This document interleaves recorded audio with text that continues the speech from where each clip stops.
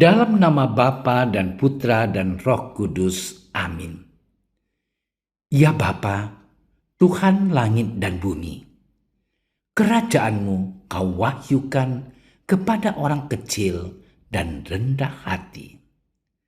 Berilah kami hati yang terbuka bagi kehadiran dan kekayaan-Mu yang terpantul dalam kitab suci, dalam alam semesta, dan dalam hidup kami.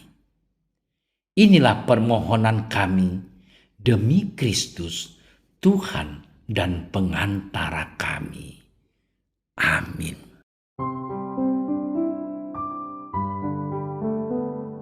Inilah silsilah Yesus Kristus, anak Daud, anak Abraham. Abraham memperanakkan Ishak. Ishak memperanakkan Yakub. Yakub memperanakkan Yehuda dan saudara-saudaranya. Yehuda memperanakkan Peres dan Zera dari Tamar.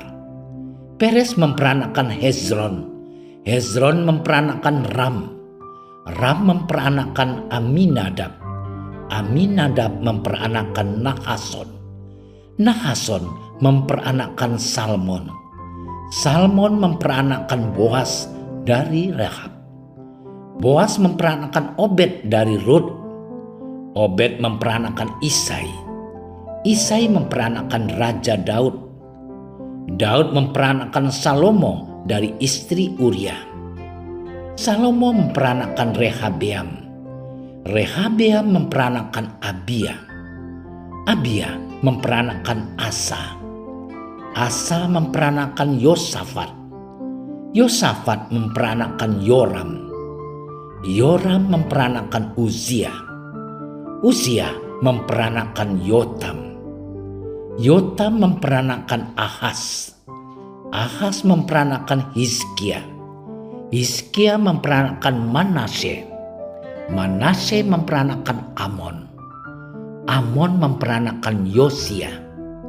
Yosia memperanakkan Zekonya dan saudara-saudaranya pada waktu pembuangan ke Babel. Sesudah pembuangan ke Babel, Yekonya memperanakkan Sealtiel.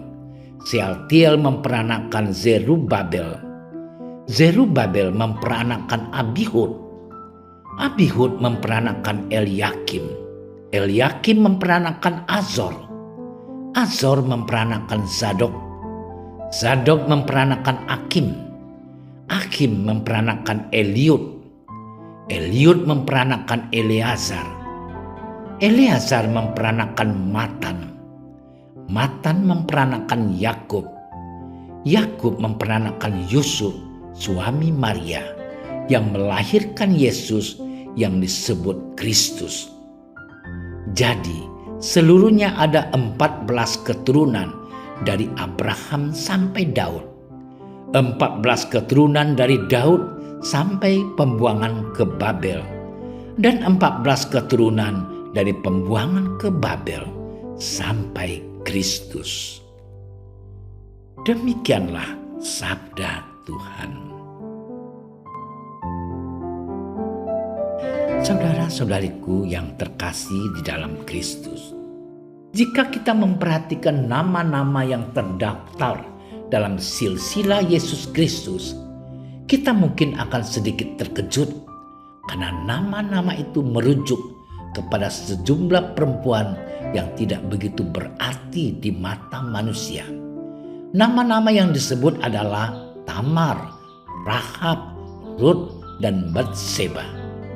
Tamar adalah seorang perempuan sundal dari Kanaan yang dituduh menyebabkan kematian dua suaminya. Ia lalu memperdaya Yehuda, mertuanya sendiri, sehingga akhirnya melahirkan seorang anak. Perempuan kedua adalah Rahab, dikenal sebagai seorang pelacur yang tinggal di Yeriko dan menjadi mata-mata Yosua untuk menaklukkan kota. Perempuan ketiga yakni Rut adalah perempuan Moab, bangsa yang dikutuk Allah karena menolaknya dan melakukan penyembahan berhala. Dan akhirnya perempuan keempat Batseba.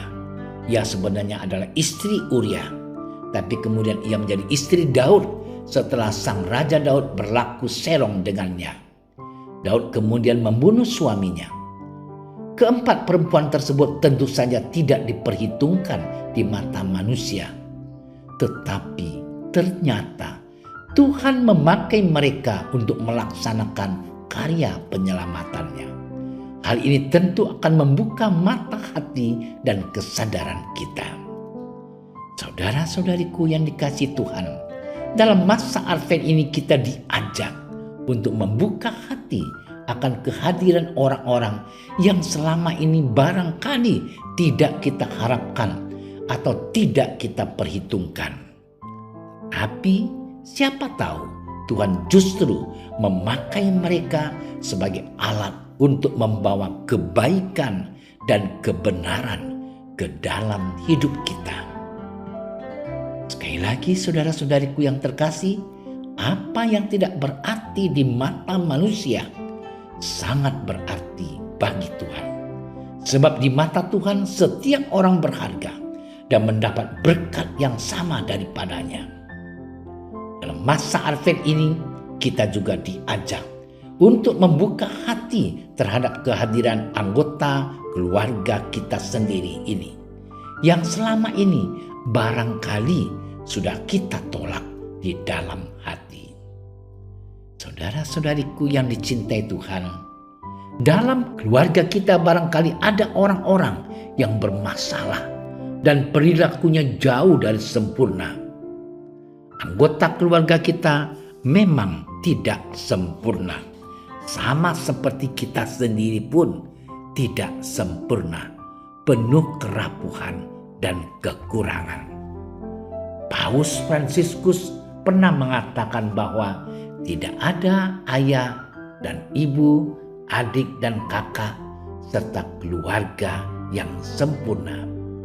Begitupun kita juga tidak sempurna. Tetapi kita akan menjadi sempurna saat kita mau membawa Tuhan masuk dalam hidup keluarga kita. Kehadiran Tuhan memberi kita kemampuan untuk saling mengampuni, saling menerima kekurangan, dan saling menyempurnakannya. Selamat bermenung, Tuhan memberkati. Ya Tuhan, semoga pada masa Advent ini Engkau berkenan membuka mata hati kami, agar kami mampu menerima kehadiran orang lain maupun anggota keluarga kami sendiri yang selama ini telah kami singkirkan. Bantulah kami untuk saling mengasihi, saling menghargai, dan saling mengampuni, serta saling menyempurnakan. Hadirlah dalam kehidupan keluarga kami, karena Engkaulah Tuhan dan Juru Selamat kami, kini dan sepanjang masa. Amin. Kami berdiri di hadapan-Mu, ya Roh Kudus. Pada saat kami berkumpul di dalam nama-Mu, bersama-Mu sendiri yang membimbing kami, membuat diri-Mu nyaman berdiam di hati kami. Ajarilah kami jalan yang harus kami tempuh, dan bagaimana kami harus mengikuti jalan itu. Kami lemah dan berdosa. Jangan biarkan kami mendukung kekacauan. Jangan biarkan kebodohan menuntun kami ke jalan yang salah. Jangan pula keberpihakan mempengaruhi tindakan-tindakan kami. Kiranya kami menemukan di dalam Engkau kesatuan kami, agar kami boleh berjalan bersama menuju kehidupan abadi dan tidak menyimpang dari jalan kebenaran dan apa yang benar. Semua ini kami mohon kepadamu yang berkarya di setiap tempat dan waktu dalam persekutuan dengan Bapa dan Putra untuk selama-lamanya. Amin. Bapa kami yang ada di surga, dimuliakanlah namamu. Datanglah kerajaan-Mu. Jadilah kehendak-Mu di atas bumi seperti di dalam surga. Berilah kami rezeki pada hari ini, dan ampunilah kesalahan kami, seperti kami pun mengampuni yang bersalah kepada kami. Dan janganlah masukkan kami ke dalam percobaan, tetapi bebaskanlah kami dari yang jahat. Amin. Salam Maria, penuh rahmat, Tuhan sertamu. Terpujilah engkau di antara wanita, dan terpujilah buah tubuhmu Yesus. Santa Maria, Bunda Allah, doakanlah kami yang berdosa ini, sekarang dan waktu kami mati. Amin.